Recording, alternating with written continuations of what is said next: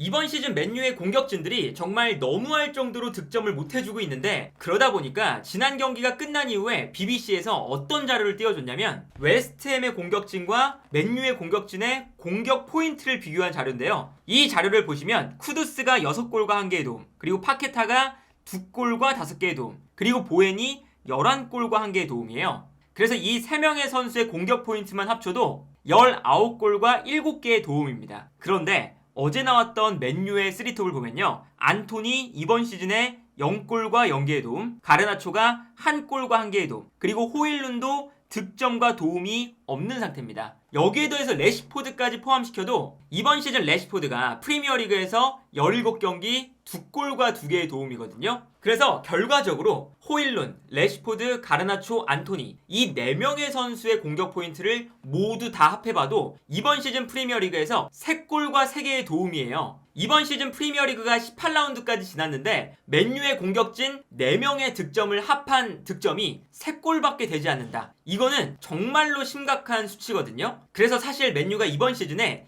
득점을 못해서 패배한 경기가 너무나도 많습니다. 당장 지난 경기에서도 0대0 상황에서 가르나초가 완벽한 1대1 찬스를 득점하지 못하면서 심지어 골키퍼 정면으로 슈팅을 하면서 맨유가 앞서 나가는데 실패하고 결국에는 웨스트햄에게 선제골을 실점하면서 끌려가게 되는 경기 흐름이 나오잖아요. 그리고 지난 경기 리버풀전에서도 경기 막판으로 흘러갈 때 맨유가 득점 찬스가 너무나도 많았거든요. 이 장면이 호일룬이 1대1 찬스를 잡는 장면인데, 여기서도 호일룬이 골대에 가까운 지역 혹은 먼 지역을 노리는 것도 아니고 정말 골키퍼의 정 가운데로 볼을 차서 이 결정적인 득점 찬스를 살리지 못하는 걸 볼 수가 있었습니다. 이러한 결정적인 찬스만 몇 차례 살렸다고 하더라도 맨유가 이번 시즌에 정말 승점을 한 7점에서 8점 정도는 더 따지 않았을까 싶을 정도로 지금 맨유의 결정력은 최악이라고 할 수가 있겠고, 그러다 보니까 현재 프리미어리그의 순위를 보면요, 맨유가 이번 시즌 18골을 넣었거든요. 근데 이 기록이 셰필드 유나이티드 다음으로 가장 적은 득점을 기록한 팀입니다. 셰필드 유나이티드가 이번 시즌 18경기에서 13골,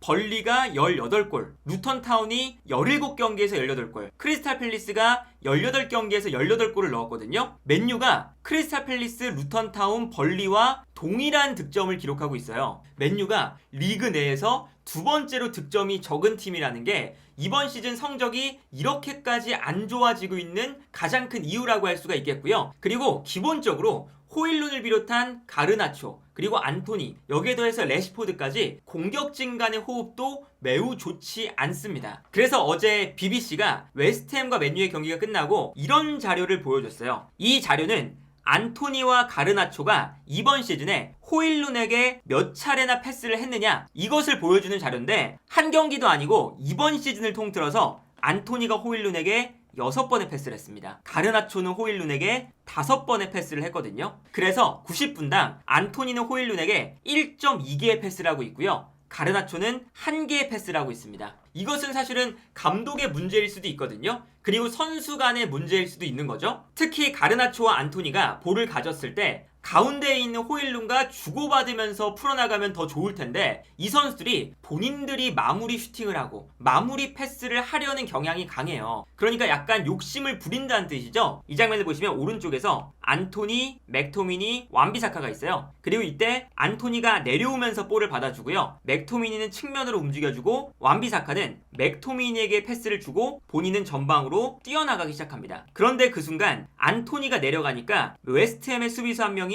안토니를 따라 나와요. 그래서 올라가는 완비사카가 자유로운 상태가 됩니다. 이 다음 장면이 어떠냐면요, 안토니가 내려오면서 수비수 한 명을 끌고 움직이는 장면이고, 이때 뒤쪽으로 완비사카가 뛰어들어가고 있어요. 그러면 여기서 안토니가 볼을 잡았을 때 욕심을 부리지 말고 완비사카 쪽으로 패스를 보내주면 완벽하게 측면이 무너지는 장면이거든요. 그런데 여기서 안토니가 어떤 선택을 하냐면 패스를 주지 않고 본인이 이 수비가 밀집한 가운데 지역으로 들어갑니다. 그래서 이 다음 장면을 보면요, 안토니가 약간 무리하게 안쪽으로 들어가면서 이미 완비사카가 이 넓은 공간으로 뛰어들어가고 있는데 이 공간을 전혀 활용하지 않아요. 그리고 심지어 앞쪽에서는 호일룬이 내려와서 볼을 받아주려고 하는데 만약에 이 장면에서 호일룬에게만 패스를 줬더라도 호일룬이 볼을 받아서 완비사카한테 연계 플레이를 할 수가 있거든요. 근데 이런 것도 아니고 호일룬이 내려오는데 호일룬을 전혀 쳐다보지도 않습니다. 그리고 이때 본인이 뛰어들어가는 브루 페르난데스에게 스루 패스를 찔러줘요. 근데 이 스루 패스가 아무래도 거리가 멀다 보니까 웨스트햄의 수비수에게 너무나 손쉽게 가로막히는 걸 볼 수가 있습니다. 이 장면도 안토니가 다소간 욕심을 부렸던 장면이고요. 이 장면도 마찬가지예요. 이번엔 가르나초가 측면 지역에서 움직이기 때문에 자연스럽게 웨스트햄의 수비수들이 가르나초를 따라갑니다. 그리고 가르나초를 따라갈 때 뒷공간으로 루크쇼가 뛰어들어가거든요. 그리고 안토니가 반대편 측면에서 중앙 지역으로 들어왔기 때문에 가르나초가 안토니에게 패스를 보내줘요. 그러면 여기서 안토니가 안쪽으로 들어와서 플레이메이커 같은 역할을 하고 싶다면 뛰어들어가는 루크쇼에게 패스를 보내주면서 이 측면 공간을 무너뜨릴 수가 있거든요. 그런데 여기서 이 다음 장면을 보면요, 안토니가 볼을 잡았을 때 분명히 루크쇼가 아주 좋은 공간에 위치하고 있는데도 불구하고 여기서 안토니가 루크쇼를 바라보다가 본인이 안쪽으로 접고 들어갑니다. 그 다음에 박스 안쪽에 있는 맥토미니에게 패스를 보내줘요. 근데 왼발을 쓰다 보니까 이 패스가 감겨 들어가면서 맥토미니에게 가는 게 아니라 반대편에 아무도 없는 위치에 패스가 넘어갑니다. 그래서 이 넓은 공간에 루크쇼가 아주 좋은 위치에 있음에도 불구하고 안토니의 부정확한 패스 때문에 패스가 그대로 흘러가요. 본인이 욕심을 부리기로 결심을 했다면 그 패스라던가 아니면 슈팅이 정확해야 되는데 그렇지 못하니까 욕심은 욕심대로 부리고 맨유의 공격 작업은 마무리가 안 되는 거죠. 반대편에 있는 가르나초도 마찬가지입니다. 이 장면에서는 측면에서 브루 페르난데스가 살짝 내려오면서 수비수 한 명을 끌고 움직입니다. 그러니까 안쪽으로 가르나초가 뛰어들어오면서 가르나초에게 좋은 공간이 생겼죠. 그 다음이 브루 페르난데스가 뛰어들어가는 가르나초에게 패스를 보내줘요. 그러면 이 사이 공간에서 가르나초가 볼을 잡았을 때 매우 좋은 찬스거든요. 그러면 호일룬이 약간 내려오고 있고 중앙 지역에 있으니까 본인이 이 공간으로 직접 치고 들어가는 것보단 아무래도 수비수가 많으니까 호일룬에게 주고 본인이 안쪽으로 뛰어 들어가면 2대1 패스를 주고받으면서 더 손쉽게 그리고 상대 수비를 더 혼란스럽게 만들면서 측면 공간을 무너뜨릴 수가 있는데 이 장면에서 어떤 선택을 하냐면 호일룬을 보지 않고 본인이 직접 드리블 돌파를 시도하고 있습니다. 그러다 보니까 상대팀 입장에서는 호일룬을 거쳐가지 않으니까 되게 쉬워지는 거예요. 가르나초가 여기서도 수비에게 둘러싸였는데 무리하게 드리블 돌파를 하고요. 이렇게 되면 웨스트햄의 수비수들은 호일룬과 가르나초를 동시에 바라보는 게 아니라 가르나초의 움직임만 잘 잡으면 되거든요. 그래서 이 다음 장면을 보면 결국 가르나초가 볼을 끌고 갈 때 웨스트햄의 수비수들에게 가로막혀서 전혀 가르나초가 위협적인 플레이를 하지 못하는 걸 볼 수가 있습니다. 그리고 아무리 호일룬이 안쪽으로 뛰어들어간다 한들 이 가운데에서 패스가 들어오지 않으니까 결국에는 호일룬이 패스를 받아보지도 못하고 측면 지역에서 가르나초가 볼을 빼앗기는 걸 볼 수가 있어요. 이런 것처럼 맨유가 공격을 전개할 때 이상하리만큼 호일룬을 거쳐가지 않는 플레이들이 많고요. 가르나초와 안토니가 특히나 욕심을 과도할 정도로 부리는 경우가 많이 나오거든요. 그런데 이것도 사실은 호일룬의 움직임도 약간 좋지 않고 그리고 호일룬의 약간 동료들 간의 믿음도 약간은 좀 떨어져 있는 것처럼 보여요. 왜냐하면 호일룬이 패스를 보내줬을 때 패스를 받아서 볼을 지켜주는 플레이를 계속 못해주고 있거든요. 그러다 보니까 이런 장면들이 많이 나오죠. 호일룬이 뛰어나가고 있고 상대 수비수와 스피드 경쟁을 할 때 후방에서 패스가 적절하게 들어가면서 호일룬 발 앞으로 떨어집니다. 그 다음에 호일룬이 상대 수비수와 볼을 경합하는 상황인데요. 여기서 몸싸움을 충분히 이겨낼 수 있는 상황인데 결국에는 호일룬이 수비수와의 몸싸움에서 지면서 약간 나가 떨어지고요. 이때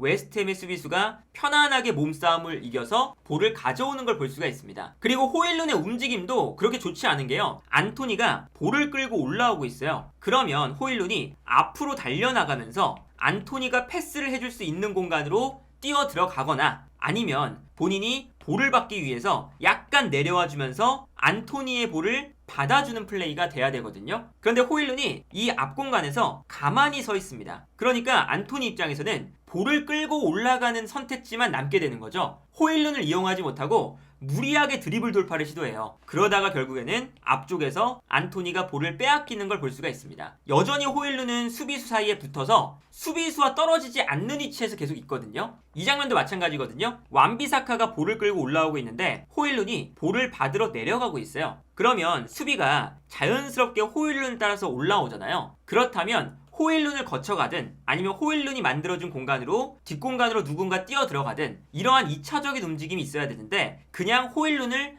아무도 활용하지 않습니다. 그러다 보니까 호일룬은 호일룬대로 볼을 받기 위해 내려와 있고요. 그러다 보니까 웨스트햄의 수비 라인은 호일룬을 따라서 올라와 있고, 그러니까 웨스트햄의 수비 라인과 미드필더 라인 사이의 간격이 자연스럽게 좁아지면서 맨유가 이 좁은 공간에서 플레이를 하는 장면들이 나오게 돼요. 그리고 이 좁은 공간에서 플레이를 하게 된다면 자연스럽게 공격을 전개하는 것이 어려워질 수밖에 없겠죠. 그러니까 이 장면에서 호일룬은 아무런 의미 없이 내려오는 움직임을 통해서 상대 수비 라인이 올라오게끔 만들어준 거거든요. 그리고 상대 수비가 간격을 좁힐 수 있게끔 만들어준 거죠. 사실은 호일룬의 움직임도 별로 좋지 않지만 맨유가 전체적으로 호일룬의 움직임을 활용도 못하고 있고, 그리고 이러한 것들은 테나흐 감독이 공격 과정에서 선수들의 동선을 잡아주거나 아니면 선수들의 움직임을 조금 더 세밀하게 정해주는 이러한 것들이 필요한데, 지금 맨유는 공격 상황에서 테나흐 감독의 세밀한 움직임, 전술 이런 것들이 아주 부족해 보이는 플레이가 나오고 있는 상태다. 그래서 맨유가 지금 정말로 안 좋아지고 있거든요. 지금 팀 내에서 득점을 가장 많이 한 선수가 맥토미니 5골입니다. 그 다음이 브루노 페르난데스거든요. 3골. 그 다음이 레시포드고 가르나초, 달로, 마샬, 린델로프 등등등 다 한 골씩 밖에 없어요. 그리고 아까 봤던 것처럼 호일룬과 안토니는 아예 이번 시즌 리그에서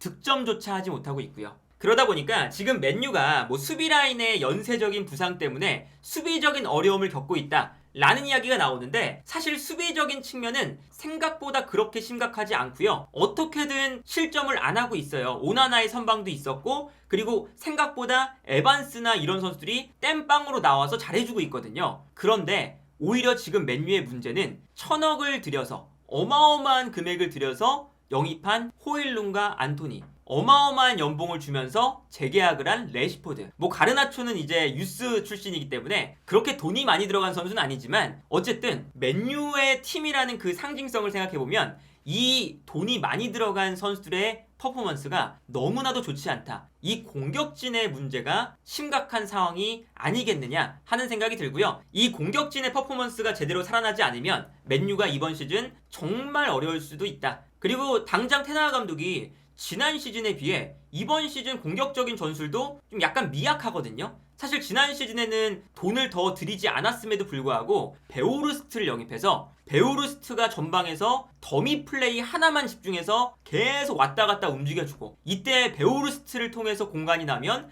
그 공간으로 레시포드가 뛰어들어가면서 득점을 만든다. 그런 패턴이라도 만들었었어요. 근데 이번 시즌은 1,000억을 들여서 호일룬을 데려왔는데 호일룬의 활용법을 단 한 가지도 제대로 활용하지 못하고 있다 보니까 테나흐 감독의 전술적인 능력도 의심을 받을 수밖에 없는 상태가 아닐까 싶네요.